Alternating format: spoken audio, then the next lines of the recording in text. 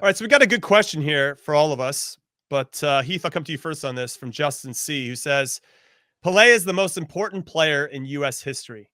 Where would we be without him? And to give some context to that, Pele came to the New York Cosmos in 1975. He signed a 3-year, $2.8 million deal, a very prominent number at that point in time back in the mid-'70s. And he raised attendance for NASL by 80% in his first season and went on to continue to sell out. Anytime the Cosmos played somewhere, they sold out. Now, they had other big names on their team, but he's the one wearing the number 10. He was the one that people were there to see, with all due respect to the other legends that were in the NASL. And I think what's unfortunate is that we didn't build momentum off of what he brought to the table. And that once he left, basically the NASL folded a couple of seasons later, and it took us to the 1994 World Cup, which is 11 years later, to kind of get that momentum going for domestic league. And then MLS started in 96. Do you agree with this statement that he is the most important player in U.S. soccer history, most important person?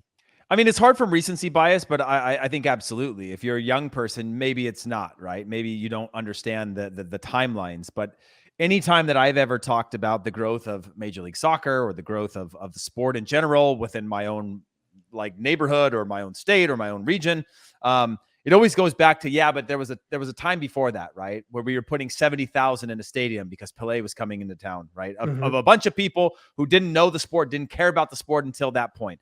And then when it went away, it left this gigantic void, which then led to this idea of this belief that there should be a successful and major league in North America that can be sustained by crowds and growth in the right way. And I think people that founded the league, whether you're Lamar Hunt or your Anschutz or your Kraft or you're any of these sort of founding fathers of soccer in North America, had to be able to point to that as a time in history where you say, look, it's been proven, like the economics weren't there, but when they launched it, and it was 3 owners or 4 owners propping up the league for 15 years, their belief was that eventually it will get to this point. You're just going to have to continue to put money into it because we know that it can be there. And he was the one that, I mean, obviously there were some other big stars during that time during NASL, but he was filling up 70,000 seaters. And that was unheard of at the time.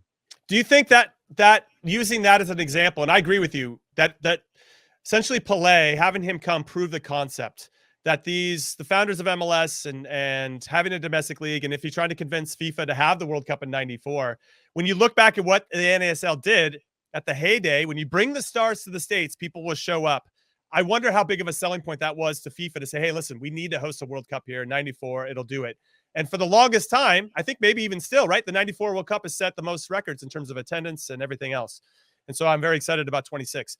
But let's use that as context, Charlie, to talk about David Beckham, because I feel like David Beckham was essentially Pele in 2005 or 2006, whenever he came, to really start to take it into, okay, we have our big global superstar again. Everybody knows his name for the most part.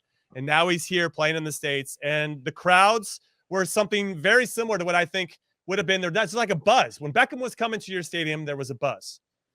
I think what Beckham brought was primarily just for Major League Soccer, and it was primarily about sponsorship money. And that was the game changer, because with the more money, you can attract more talent, and then more entertainment. People want to come to the stadium. More publicity, promotions.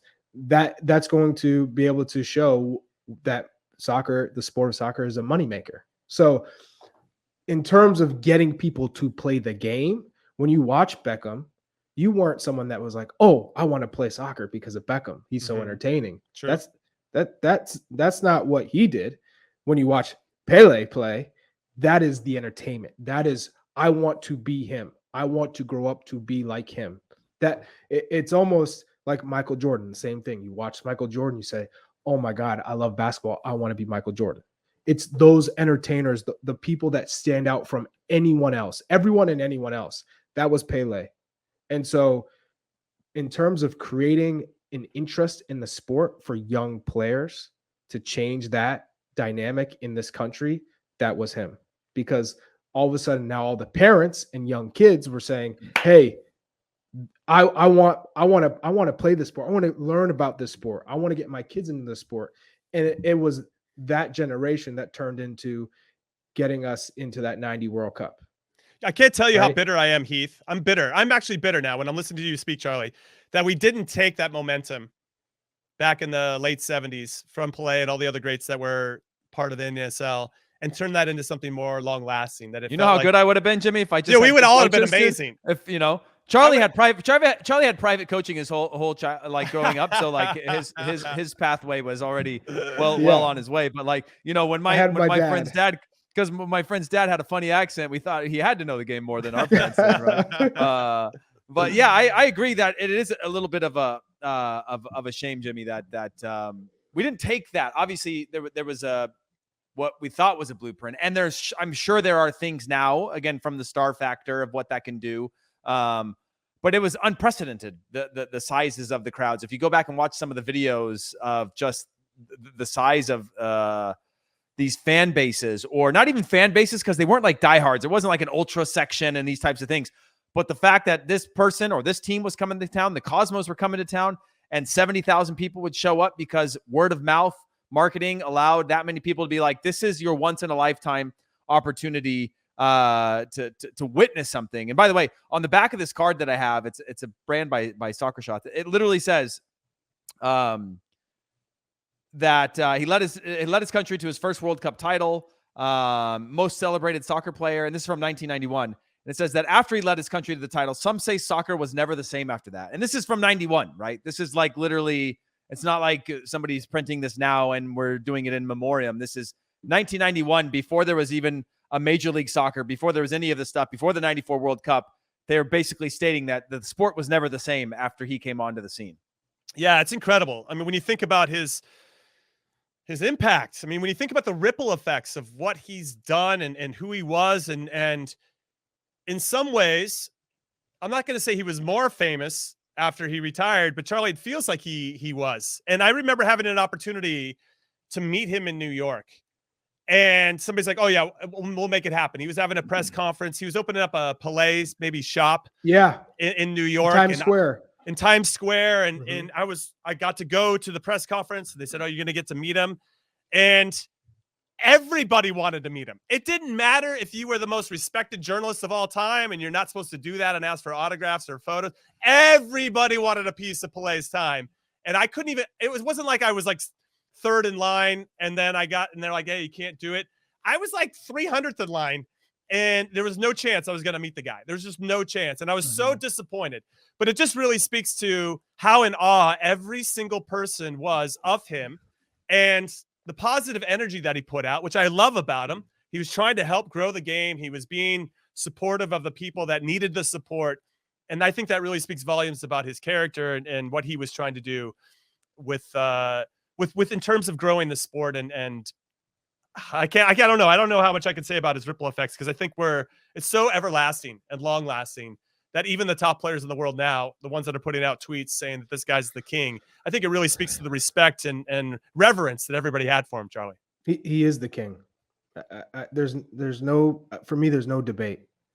My father would be the first one to tell me, you need to watch this player play. And I'm like, we have no VHSs of Pele. So he basically would just show me moves of what he used to do. And he was always just talking about how great he was and how many people wanted to come to watch Pele play, because he just carried that charisma, and you knew he was going to pull off something magical every single match. Just that type of player doesn't really exist anymore. Right. Messi, what he's capable of, but in terms of magic and something new, who's recreating the game at this stage?